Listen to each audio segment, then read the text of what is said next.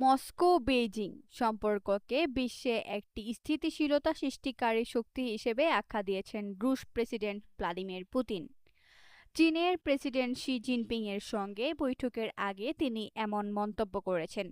2 দিনের চীন সফরের আগে দেওয়া এক ভাষণে পুতিন বলেন, রাশিয়া ও চীন অন্য কোনো দেশের বিরুদ্ধে জোট করতে চায় না।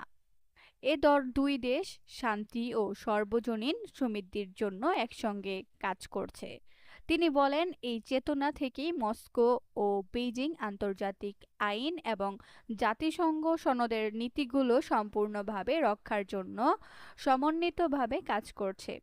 রাশিয়া ও চীন জাতিসংঘ, সাংহাই সহযোগিতা সংস্থা, ব্রিক্স এবং অন্যান্য বহুপাক্ষিক প্ল্যাটফর্মের আওতায় সহযোগিতা জোরদার করছে।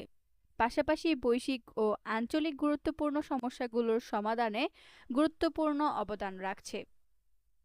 তিনি আরও বলেন, মস্কো বেইজিং সম্পর্ক এখনও অভূতপূর্ব উচ্চতায় পৌঁছেছে।